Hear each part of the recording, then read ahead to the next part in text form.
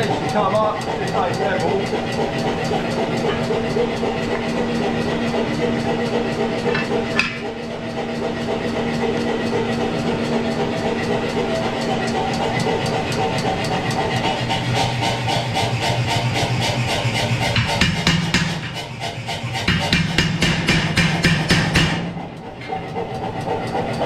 Better.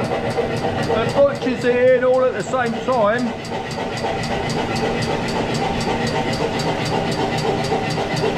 The most important thing is getting it level and make sure you have a bar on there, especially here flies out. It's huge and you need enough gap that it's impossible to come down and trap your fingers, and then you can just rotate like this.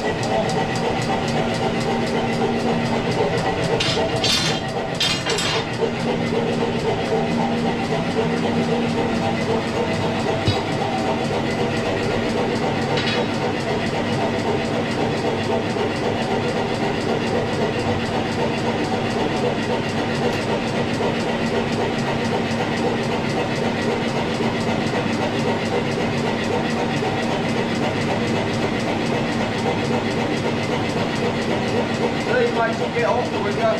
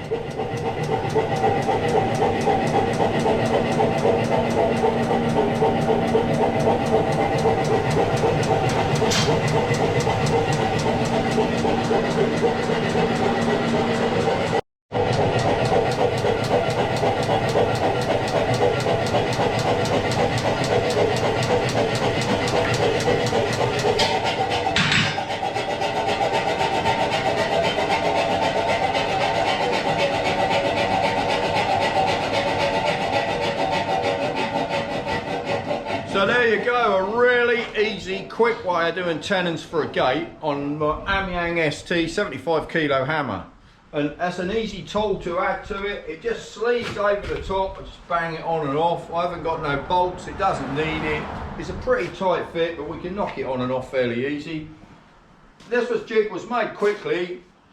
You can modify it. I just for doing the tenons on them, but you can obviously pin it and bolt it on, so you can slide it up and down for different lengths of bar. And then also, what I would do later on is, the register plate that's on there restricts me to a 10mm tenon. What I do is not put that on. I put a little loop on the back with little register plates that pip over the top, so you can do any thickness tenon you want. But this was just knocked up really quick out of an old one. But later on I will make a really smart one, so we can use it for a variation of gates. Been using them for years, but you must have sharp edge dies on it. I've cut the box away, so I'm just working on this bit, because this is my combination dies.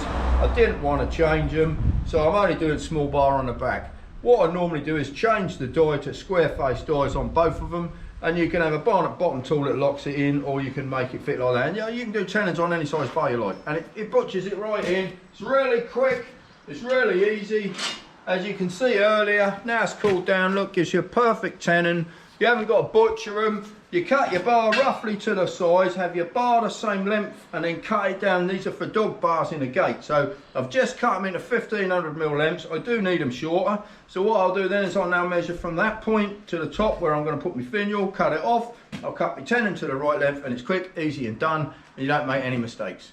The other way, which I did do before, which I've done on another job, is forge the finial points all the same, turn it round, and then your tenon, when you cut it, sets the length of your bar.